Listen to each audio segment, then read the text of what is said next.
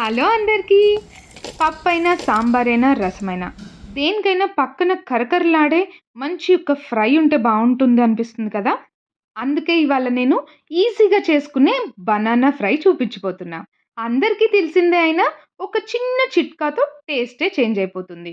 పెరుగన్నానికి కూడా అద్దిరిపోతుంది. ఇక్కడ నేను 2 అరటికాయలు తీసుకుంటున్నాను. ఇవి మంచిగా పొట్టు తీసేసుకొని క్యూబ్స్ లాగా కట్ చేసుకోవాలి.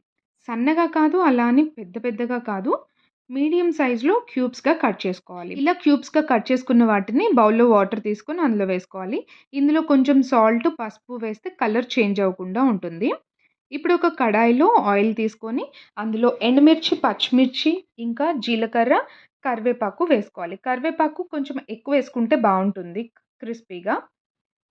ఇందులో కొంచెం పసుపు వేసి, కరివేపాకు అవన్నీ ఫ్రై అయిన తర్వాత వాటర్‌లో ఏసి పెట్టుకున్న అరటికాయ ముక్కలు తీసుకొని వేసేసి హైలో పెట్టుకొని ఫ్రై చేసుకోవాలి. హైలోనే ఉంచుకోవాలి. సిమ్‌లో పెడితే ముక్కలు మెత్తగా అయిపోతాయి. సో, హైలో పెట్టి కలుపుకుంటూనే ఉండాలి.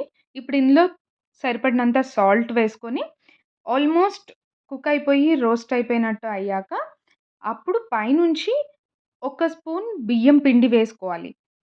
ఇంకా కొంచెం కారం, ధనియా పౌడర్ లేదంటే కొంచెం గరం మసాలా కానీ, చాట్ పౌడర్ కానీ ఏదేసినా బానే ఉంటుంది. ఇవన్నీ బాగా అన్ని పీసెస్‌కి పట్టేలాగా కలుపుకొని, ఒక్కటే నిమిషం ఆన్‌లో ఉంచుకొని స్టవ్ ఆఫ్ చేసేసుకోవాలి. ఇంకా కొత్తిమీర తరుగు వేసుకొని సర్వ్ చేసుకోవడమే. రసం, సాంబార్లకే కాదు పెరుగన్నానికి కూడా చాలా బావుంటుంది. ముద్ద ముద్దకి ముక్క ఉండాల్సిందే అన్నట్టు.